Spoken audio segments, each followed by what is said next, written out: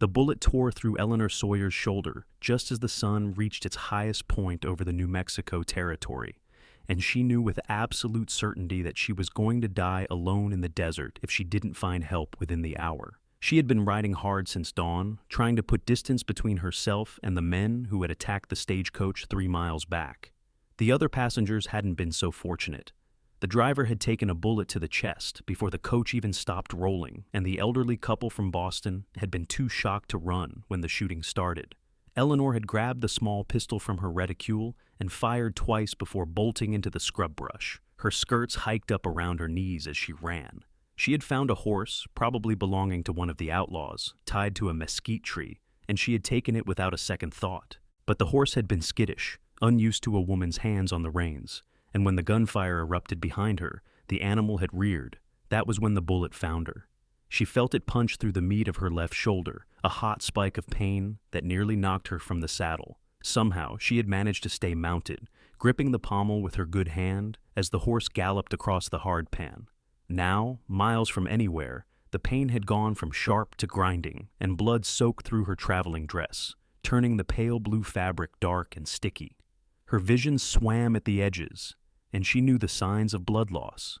She had seen it before, back in Missouri, when her father had been kicked by a horse and bled out in the barn while she held his hand. She would not die like that. She refused. The landscape around her was unforgiving. Red rock formations jutted up from the earth like broken teeth, and the sparse vegetation offered little shade. It was late September of 1882, and even though summer was technically over, the desert heat was relentless. Sweat ran down her face, mixing with the dust that coated her skin. Her canteen was empty. She had drunk the last of the water an hour ago, thinking she would find a settlement, or at least a creek. But there was nothing out here except rock and sand and the endless blue sky. The horse beneath her stumbled, and Eleanor's grip on the reins loosened. She felt herself sliding, and then she was falling, hitting the ground hard enough to knock the wind from her lungs. The impact sent a fresh wave of agony through her shoulder, and she cried out, the sound swallowed by the vastness around her. The horse trotted a few paces away, and then stopped, sides heaving, head hanging low. Eleanor lay on her back, staring up at the sky. She could feel the heat radiating off the ground, baking through her dress. This was it then. This was how she would die. 23 years old, alone in the desert, killed by men whose faces she hadn't even seen clearly. It seemed a stupid way to go, after everything she had survived. After leaving Missouri and the wreckage of her family's farm, after working as a seamstress in Santa Fe for 2 years, saving every penny so she could travel to California and start fresh, after finally buying that stagecoach ticket and setting out with hope in her chest. She closed her eyes against the glare of the sun and tried to pray, but the words wouldn't come. Instead, she thought about her mother, dead these past 10 years, and wondered if she would see her soon. The sound of hoofbeats pulled her back from the edge of unconsciousness. At first, she thought she was imagining it, that her mind was playing tricks as it began to shut down. But the sound grew louder, more distinct, and she forced her eyes open. A rider was approaching from the north, moving at a steady pace. The figure was backlit by the sun, just a dark silhouette against the brightness, but as he drew closer, Eleanor could make out details. A man on a tall bay horse, wearing a wide-brimmed hat and a duster that flapped around his legs. He rode with the easy confidence of someone who had spent most of his life in the saddle. Eleanor tried to call out, but her throat was too dry. She managed a weak croak, barely audible even to her own ears. The rider kept coming, though, and she realized he had already seen her. He was heading straight for her.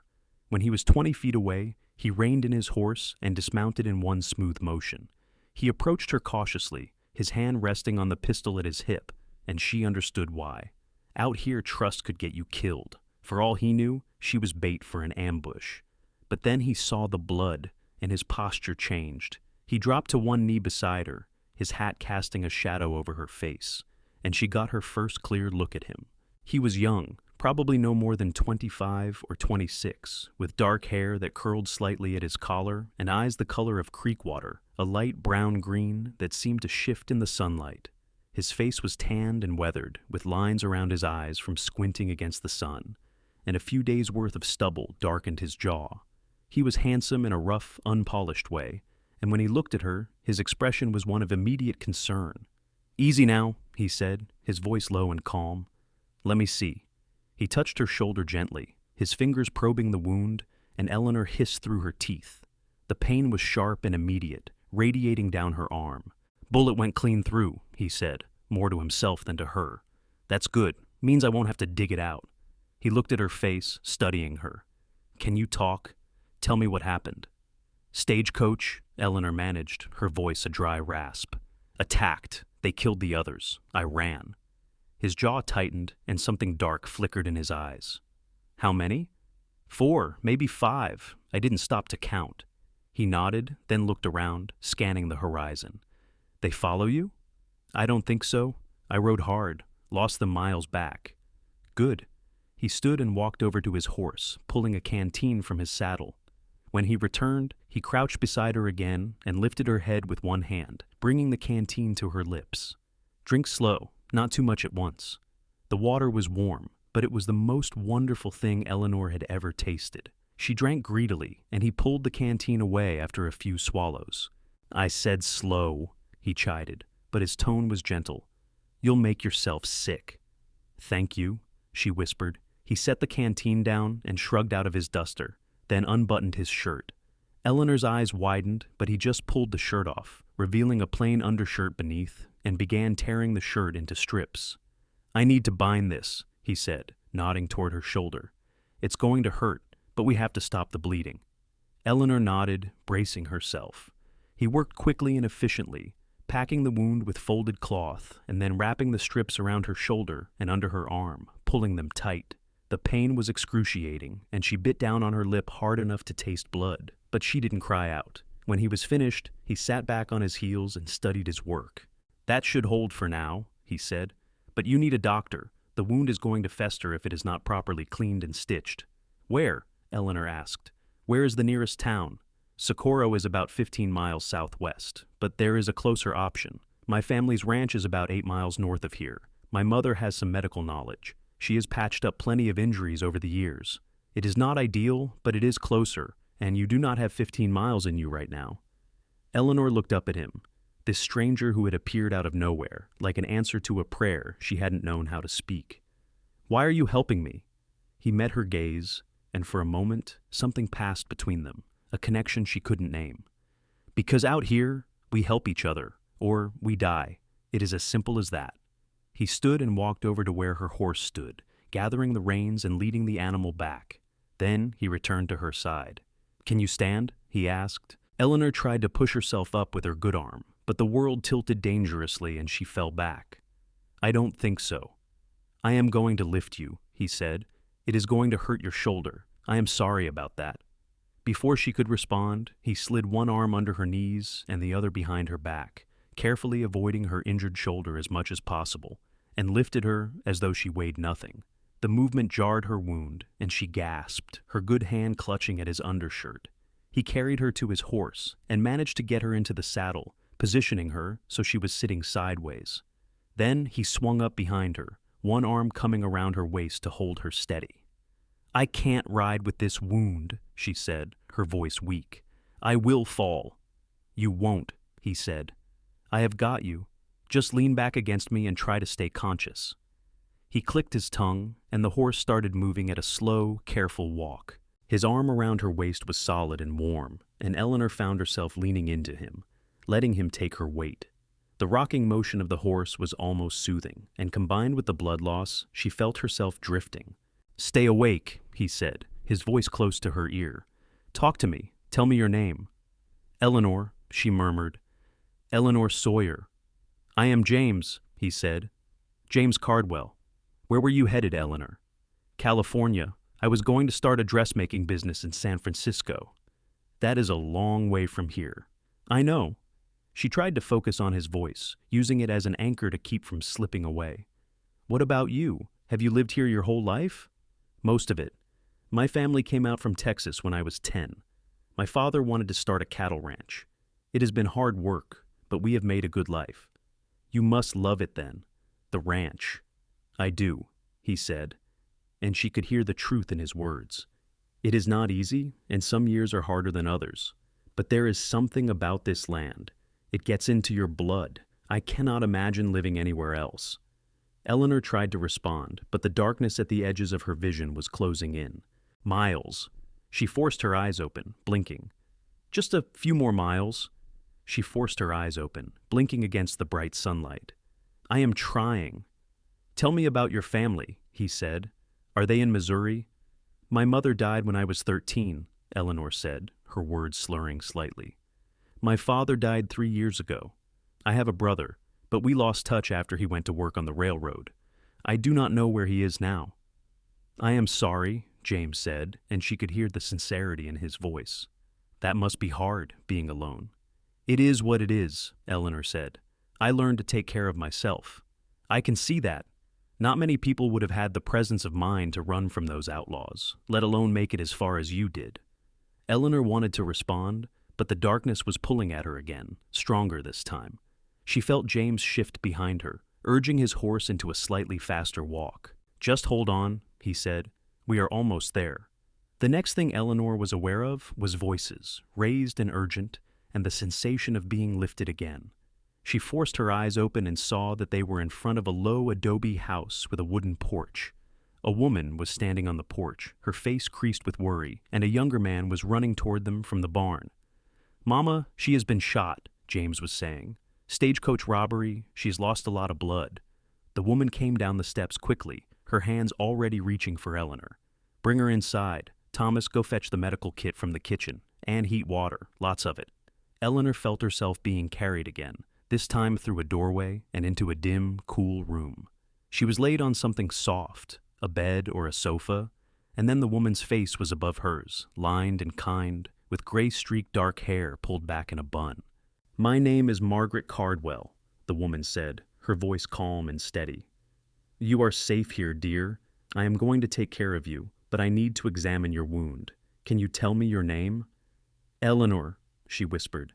"Eleanor, that is a lovely name. Can you tell me where it hurts?" "My shoulder, left side."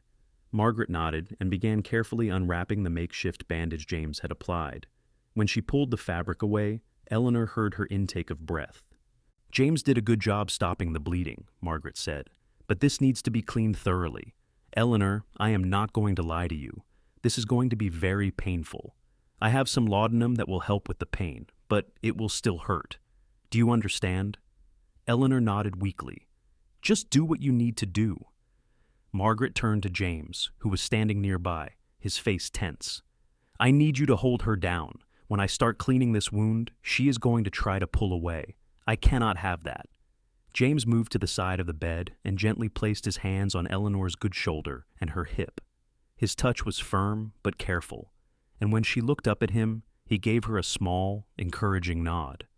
"You are tougher than you look," he said quietly. "You can get through this." Margaret returned with a bottle and a spoon. "Open your mouth, dear." Eleanor obeyed, and Margaret poured a measure of the bitter liquid onto her tongue. Eleanor swallowed, grimacing at the taste. "That will take a few minutes to work," Margaret said. "But we cannot wait. The longer we delay, the greater the risk of infection." She moved to the other side of the bed, and Eleanor saw that Thomas, who must have been James's younger brother, had brought in a basin of steaming water and a tray of instruments. Margaret dipped a clean cloth into the water and wrung it out, then looked at Eleanor. "Ready?" Eleanor nodded, and Margaret pressed the hot cloth to the wound. The pain was immediate and overwhelming, a white-hot agony that made Eleanor's back arch off the bed.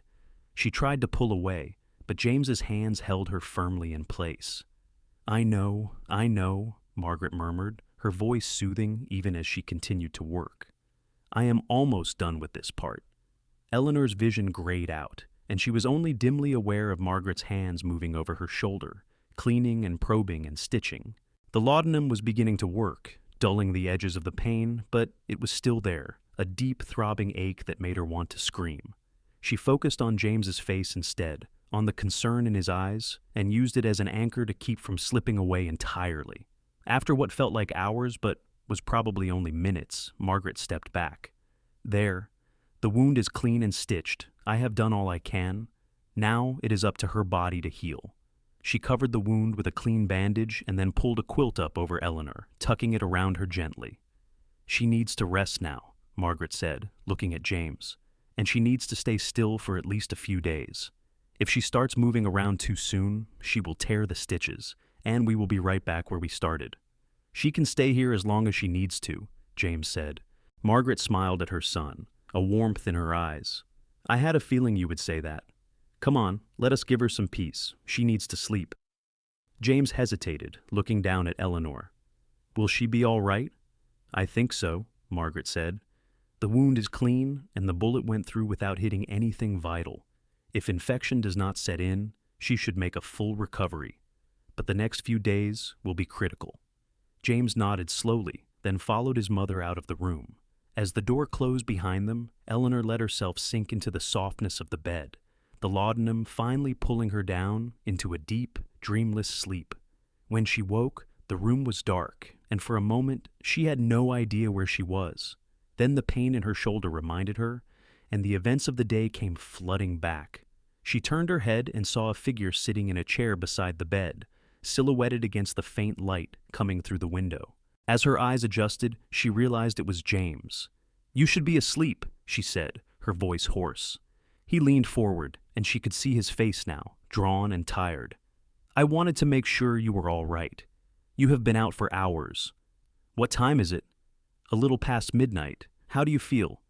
Eleanor considered the question. Her shoulder ached, a deep, grinding pain that made her wince when she moved, but it was nothing compared to what she had felt before. Like I have been shot. James's mouth quirked in a small smile. That is fair. Are you thirsty? Hungry? Thirsty, she admitted.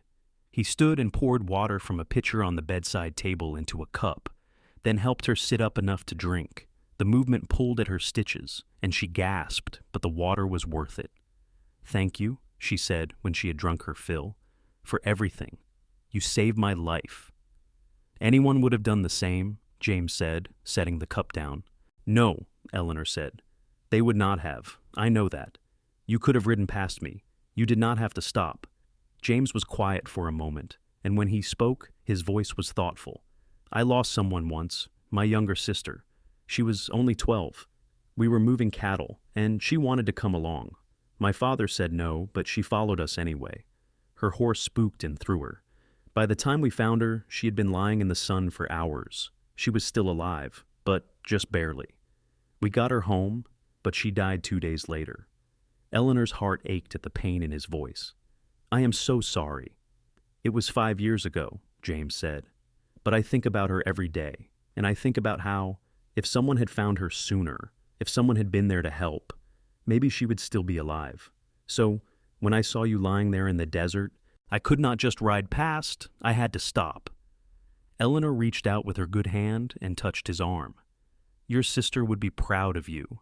James looked at her hand on his arm, and something shifted in his expression. You should rest. You need to build your strength back up. Will you stay? Eleanor asked. Just for a little while. I do not want to be alone right now. He nodded and settled back into the chair. I will stay as long as you need me to. Eleanor closed her eyes, comforted by his presence, and drifted back to sleep. The next few days passed in a haze of pain and fever. Margaret was a constant presence, checking Eleanor's wound, changing the bandages, and coaxing her to eat broth and drink water.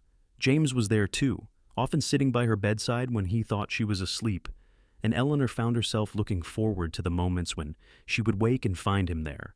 On the 4th day, the fever broke, and Eleanor woke feeling clear-headed for the first time since the shooting. She managed to sit up on her own, and when Margaret came in to check on her, the older woman smiled with relief. You are looking much better, Margaret said. The wound is healing well. No signs of infection. You are very lucky, Eleanor. I know, Eleanor said, and I am grateful for everything you have done for me. I do not know how I will ever repay you. Nonsense, Margaret said briskly. We do not keep accounts out here. You would have done the same for any of us. Still, Eleanor said, I want you to know how much it means to me. Margaret patted her hand. You just focus on getting better. That is all the thanks I need. That afternoon, James came in with a tray of food. Mama thought you might be ready for something more substantial than broth. He set the tray on her lap, and Eleanor looked down at the plate of beans and cornbread, her stomach growling. This looks wonderful. James pulled the chair up beside the bed and watched as she ate. "You have got some color back in your cheeks. That is a good sign." "I feel much better," Eleanor said. "Your mother is a miracle worker." "She has had a lot of practice," James said. "Out here, you learn to take care of things yourself. The nearest doctor is in Socorro, and that is a half-day ride in good weather. We cannot afford to wait for help." Eleanor set down her fork and looked at him. "Can I ask you something?" "Of course." "Why did you not take me to Socorro? Your mother said it was only 15 miles. You could have gotten me to a doctor." James was quiet for a moment, his gaze steady on hers. "You would not have made it. You were already half dead when I found you. 15 miles would have killed you. 8 miles to the ranch was pushing it as it was." Eleanor swallowed hard, realizing how close she had come. "Thank you for making that choice." "I am just glad it was the right one," James said. Over the next week, Eleanor's strength slowly returned. She was able to get out of bed and walk around the room, and then, with Margaret's permission, she ventured out onto the porch.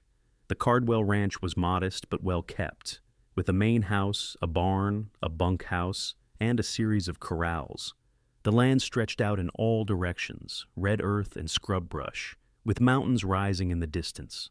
It was harsh and beautiful, and Eleanor found herself drawn to it in a way she had not expected. James was often busy with ranch work, but he made time to sit with her in the evenings, and they talked about everything and nothing. She learned that he was 25, the oldest of 3 children. His younger brother Thomas was 21 and helped run the ranch, and his sister Sarah, the one who had died, would have been 17. His father had passed away 2 years ago from a sudden illness, and James had taken over as head of the family.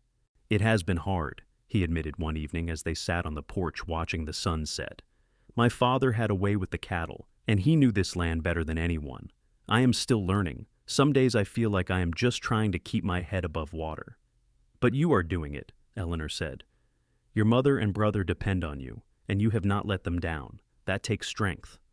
James looked at her, and there was something in his eyes that made her heart skip. "You are easy to talk to. I do not usually open up to people like this." "Maybe that is because you do not usually have strange women recovering from gunshot wounds in your house," Eleanor said, trying to lighten the mood. James laughed, a warm, genuine sound. "That is true. You were the first." As the days turned into weeks, Eleanor realized she was falling for him. It was not something she had planned or even wanted. She had always been practical, focused on her goals, and falling in love with a cowboy in the middle of the New Mexico territory was not part of her plan. But there was something about James that drew her in, his quiet strength, his kindness, the way he looked at her as though she was the most important person in the world. She found herself thinking about him when he was not around, and when he was, she felt a warmth in her chest that had nothing to do with fever. She tried to tell herself it was just gratitude, that she was confusing her feelings because he had saved her life. But deep down, she knew it was more than that. She was falling in love with James Cardwell, and she had no idea what to do about it. "Around the property," he said. "I thought around the property," he said.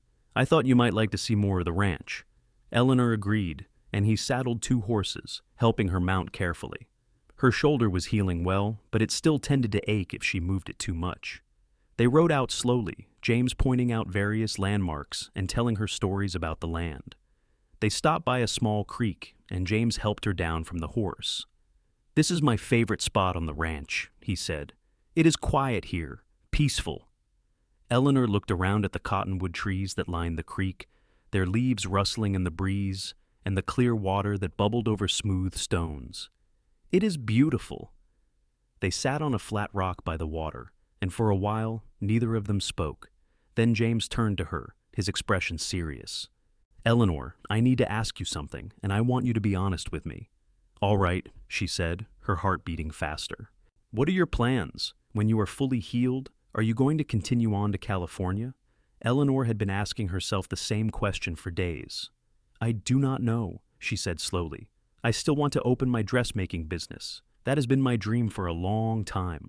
But I also do not want to leave. This place, your family, you, it has all come to mean a lot to me."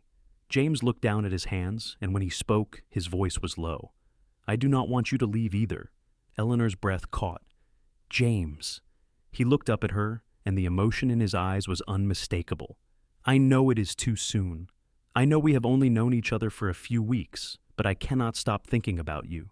When you were sick with the fever, I was terrified you were going to die, and I realized that I could not imagine my life without you in it. I know you have plans, and I do not want to stand in the way of your dreams, but I need you to know how I feel." Eleanor reached out and took his hand, her heart pounding. "I feel the same way. I have been trying to tell myself it is just gratitude, but it is not. I am falling in love with you, James." He stared at her for a moment, and then he smiled, a slow, genuine smile that lit up his whole face. "You are?" "Yes," she said, laughing a little at the look of wonder on his face. "I am." James brought her hand to his lips and kissed her knuckles gently. "I do not have much to offer you. The ranch is doing all right, but it is not like we are wealthy. It is hard work, and some years are harder than others. But if you stay, I promise I will do everything I can to make you happy." Eleanor felt tears pricking at her eyes. "I do not need wealth, James. I just need you." He leaned in slowly, giving her time to pull away if she wanted to, but she did not. When his lips met hers, it was gentle and sweet, a promise of all the things they could be together. When they pulled apart, Eleanor rested her forehead against his, her good hand coming up to cup his cheek. "I am staying," she said. "I am not going to California. I am staying here with you." James let out a breath he seemed to have been holding and pulled her close, careful of her injured shoulder. "I am so glad," he murmured into her hair. "You have no idea how glad I am." They stayed by the creek until the sun began to set, talking about the future and the life they could build together. When they rode back to the ranch, Margaret took one look at their faces and smiled knowingly. "I was wondering when you two would figure it out," she said, shaking her head. "Took you long enough." Eleanor laughed, feeling lighter than she had in years. "Is it that obvious?" "To anyone with eyes," Margaret said. "And for what it is worth, I think you are perfect for each other. James needs someone strong, someone who can stand beside him, and you need someone who will appreciate you for who you are." Over the following months, Eleanor settled into life on the ranch. She helped Margaret with the cooking and the household chores, and she started taking in sewing work from the nearby town of Socorro. Word spread that there was a talented seamstress at the Cardwell Ranch, and soon she had more work than she could handle. It was not the dressmaking business in San Francisco she had dreamed of, but it was something, and it was hers. James courted her properly, despite the fact that they were living under the same roof. He took her on rides, brought her wildflowers, and carved her a small wooden box to hold her sewing notions. He was patient and kind, and he never pushed her for more than she was ready to give. Eleanor fell more in love with him every day. In December, as the air turned cold and the desert took on a stark beauty, James asked her to marry him. They were standing on the porch, watching the stars, and he got down on one knee and pulled out a simple silver ring. "I know it is not much," he said, his voice nervous, "but it was my grandmother's, and my mother wanted you to have it. Eleanor Sawyer, will you marry me?" Eleanor did not even have to think about it. "Yes," she said, pulling him to his feet and kissing him. "Yes, 1,000 times, yes."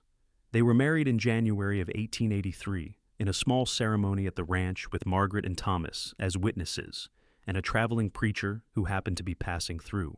Eleanor wore a dress she had made herself, simple but beautiful, and James wore his best suit, his hair neatly combed for once. When the preacher pronounced them man and wife, James kissed her with such tenderness that Eleanor felt tears streaming down her cheeks. That night, in the privacy of their room, James made love to her slowly and carefully, mindful of the scar on her shoulder that was still a little tender. Afterward, they lay tangled together in the narrow bed, and Eleanor felt a sense of peace she had never known before. "I love you," she whispered into the darkness. "I love you too," James replied, his arms tightening around her. "And I am going to spend the rest of my life making sure you never regret staying." "I could never regret it," Eleanor said. "This is where I am meant to be." The first year of their marriage was not easy. The ranch required constant work, and there were times when money was tight. A harsh winter killed off some of their cattle, and they had to scrimp and save to get through the spring. But Eleanor and James faced it all together, and their love only grew stronger.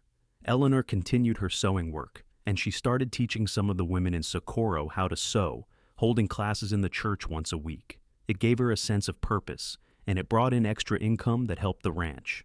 James was endlessly proud of her, always bragging to anyone who would listen about his talented wife. In the summer of 1884, Eleanor discovered she was pregnant. She told James one evening after dinner, pulling him aside and placing his hand on her still flat stomach. "We are going to have a baby," she said, watching his face. James's eyes went wide, and then he let out a whoop of joy, picking her up and spinning her around. "We are going to be parents. Careful!" Eleanor laughed, clinging to him. "Put me down." He set her down gently, his hands cradling her face. "I am going to be a father," he said, his voice full of wonder. "I cannot believe it." "Believe it," Eleanor said, smiling, "because in about 7 months we are going to have a little one running around here." Margaret was overjoyed at the news, and she immediately started knitting baby clothes and preparing the small room next to Eleanor and James's bedroom as a nursery. Thomas teased James mercilessly, telling him he was going to be a tired, worn-out father before he knew it, but Eleanor could see the genuine happiness in his eyes. The pregnancy was not easy. Eleanor suffered from terrible morning sickness in the first few months, and as she grew larger, her back ached constantly. But James was endlessly patient, rubbing her feet at night and helping her with tasks that had become difficult. He was so attentive that sometimes Eleanor had to shoo him away, telling him she was pregnant, not helpless. In March of 1885, Eleanor went into labor. It was a long, difficult birth that lasted nearly 20 hours. James paced outside the bedroom door, listening to her cries and feeling utterly helpless. Margaret was with Eleanor, coaching her through the contractions and wiping her brow with cool cloths. Finally, in the early hours of the morning, the baby was born. Margaret opened the door, her face tired but beaming. "You have a son," she said. James pushed past her and went to Eleanor's side. She was lying in bed, exhausted and pale, but smiling. In her arms was a tiny, red-faced baby, wrapped in a soft blanket. "Meet your son," Eleanor said, her voice weak but happy. James reached out with a trembling hand and touched the baby's cheek. "He is perfect," he whispered. "You are perfect." They named him William, after Eleanor's father, and he became the center of their world.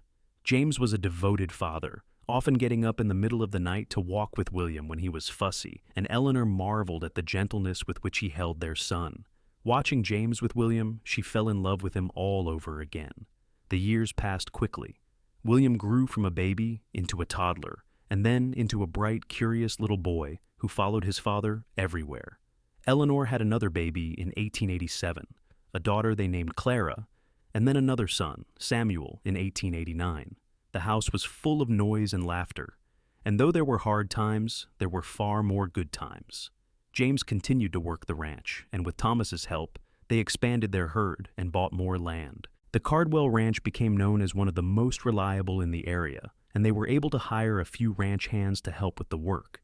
Eleanor's sewing business continued to thrive, and she even started selling some of her more elaborate dresses in a shop in Socorro. Margaret grew older and eventually passed away peacefully in her sleep in 1895. It was a hard loss for the family, but they took comfort in the fact that she had lived to see her grandchildren grow and had died, knowing that James and Eleanor were happy. Thomas eventually married a woman named Sarah from Socorro, a schoolteacher with a sharp mind and a kind heart. They built a house on the ranch, and their children grew up alongside William, Clara, and Samuel. The Cardwell Ranch became a family compound, and Eleanor often marveled at how much her life had changed since that day in the desert when she thought she was going to die. As the years went by, the wild days of the Old West began to fade. The railroad brought more people, and towns grew larger and more civilized. But the Cardwell Ranch remained a constant, a piece of the old frontier that held on even as the world around it changed. In the evenings, when the work was done and the children were in bed, Eleanor and James would sit on the porch and watch the stars, just as they had done when they were first falling in love.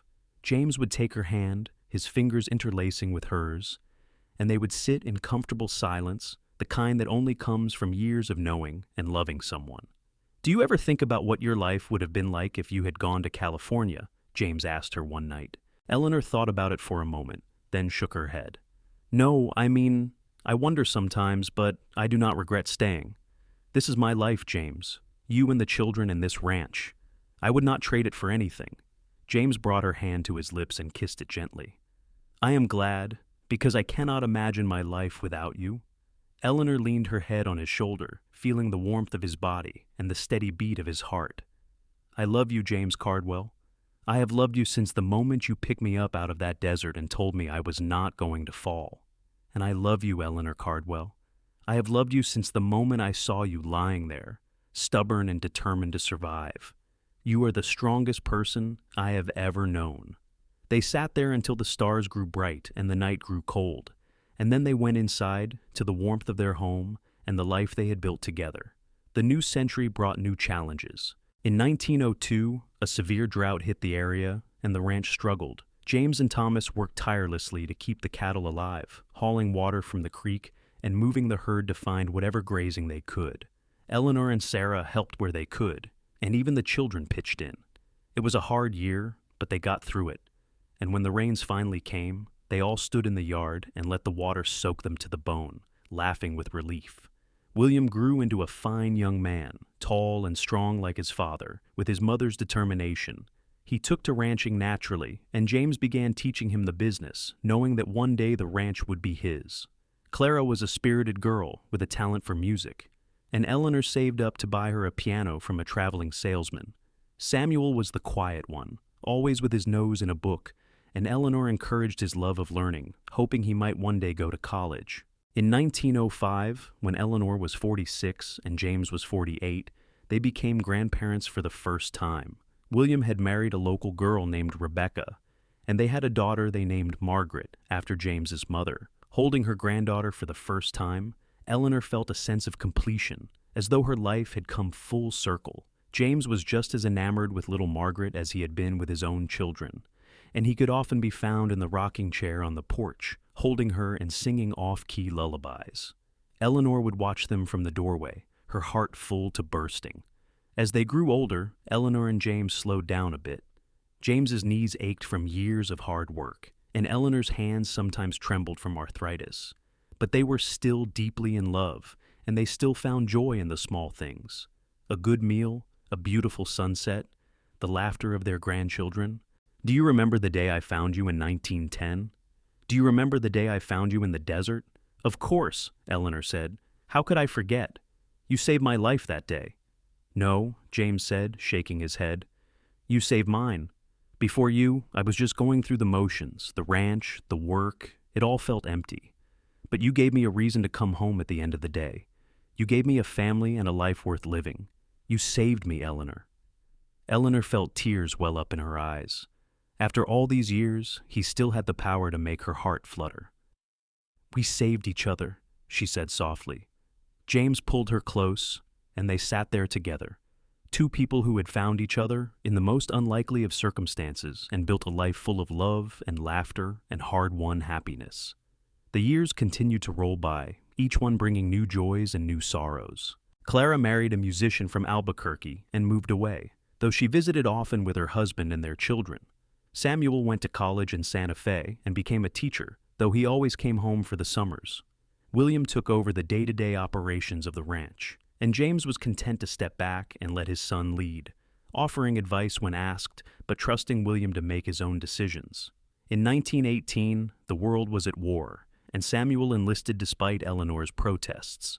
She spent sleepless nights worrying about him, and when he finally returned home in 1919, whole and unharmed, she cried with relief. James held her as she sobbed, his own eyes wet with tears, and they thanked God for bringing their son home safely. By 1920, Eleanor and James were in their 60s, and they had a whole brood of grandchildren, and even a few great-grandchildren. The Cardwell Ranch had grown and prospered under William's leadership, and it was clear that the legacy James had built would continue for generations. Eleanor's sewing had slowed down, her fingers too stiff to do the intricate work she had once been known for, but she still made simple things for the grandchildren, quilts and blankets and little cloth dolls. James spent his days in a rocking chair on the porch, watching the ranch operate around him, occasionally offering a word of wisdom, but mostly just content to observe. One summer evening, as they sat on the porch watching the sunset, Eleanor looked at James and said, "We have had a good life, haven't we?" James smiled, his face lined and weathered, but still handsome to her. The best life? I would not change a single thing. Not even finding a half-dead woman in the desert? Eleanor teased. James laughed, a deep, rich sound. Especially not that. That was the best thing that ever happened to me. Eleanor reached over and took his hand, and they sat there together, watching the sun paint the sky in shades of orange and pink. The desert stretched out before them, the same harsh, beautiful land that had brought them together all those years ago. As the stars began to appear, James turned to Eleanor and said, "Do you remember what you said to me that day, when I found you?" Eleanor thought back, her mind traveling through the decades to that moment when she thought she was going to die. "I said I could not ride with the wound, and I told you that you would not fall, that I had you," James said. "I meant it then, and I mean it now. I will always have you, Eleanor, no matter what." Eleanor felt tears slip down her cheeks, but they were happy tears. "And I will always have you." They sat there for a long time, holding hands and watching the stars, two souls who had been brought together by fate and had chosen to stay together through love. In the years that followed, they continued to live their lives surrounded by family and love. James passed away peacefully in his sleep in 1925, at the age of 68. Eleanor held his hand as he took his last breath, and though her heart broke, she knew that they had been blessed with a love that most people only dreamed of. Eleanor lived for another 5 years, spending her days with her children and grandchildren, sharing stories of the life she and James had built together. She spoke often of the day he had found her in the desert, of how he had lifted her onto his horse and rode slow, refusing to let her fall. It was the beginning of their story, and it was a story she never tired of telling. When Eleanor passed away in 1930, at the age of 71, she was surrounded by family. Her last words were about James, about how she could see him waiting for her, and how she was ready to go to him. She died with a smile on her face, and her children and grandchildren knew that she had lived a full, happy life. They buried her next to James on a hill overlooking the ranch, beneath a simple headstone that read, "Eleanor Cardwell, beloved wife, mother, and grandmother." Next to it, James's headstone read, "James Cardwell, beloved husband, father, and grandfather." The Cardwell Ranch continued to thrive, passed down through the generations, and the story of James and Eleanor became a family legend. The children and grandchildren and great-grandchildren would sit on the porch and listen as the older generation told the tale of how Eleanor had been shot and left for dead in the desert, and how James had found her and saved her life. They spoke of the love that had grown between them, a love that had weathered every storm and lasted a lifetime. The land itself seemed to remember them. The creek where James had first told Eleanor he loved her still ran clear and cold, and the cottonwood trees still rustled in the breeze. The house where they had raised their children and grown old together still stood strong, a testament to the life they had built. And on quiet evenings, when the sun set over the red desert and the stars began to appear, it was easy to imagine two figures sitting on the porch, holding hands and watching the world go by, their love as eternal as the land itself. The story of James and Eleanor Cardwell became more than just a family tale. It became a reminder that love could be found in the most unexpected places, that sometimes the worst moments of our lives could lead to the best, and that when you found the right person, someone who would lift you up and refuse to let you fall, you held on to them with everything you had. Their descendants carried their legacy forward, not just in the ranch they had built, but in the values they had lived by. Hard work, kindness, loyalty, and above all, love. The Cardwell name became synonymous with integrity in the area, and the ranch became a symbol of what could be accomplished when people worked together and supported each other. As the decades rolled on and the 20th century gave way to the 21st, the ranch continued to operate, though it evolved with the times. The old adobe house was expanded and modernized, but the original structure remained, preserved as a piece of history. The family made sure that the room where Eleanor had recovered from her gunshot wound was kept as it had been, and visitors to the ranch could stand in that space and imagine the beginning of the love story that had shaped so many lives. In the family cemetery on the hill, James and Eleanor's graves became a place of pilgrimage for their descendants. On anniversaries and special occasions, family members would gather there to pay their respects and to remember the couple who had started it all. Children would place wildflowers on the graves, and the older generation would share stories, keeping the memory of James and Eleanor alive. The story of that day in the desert, when a cowboy found a wounded woman and refused to leave her behind, became a touchstone for the family. It was told at weddings, to remind couples of what true love looked like. It was told to children, to teach them about courage and kindness.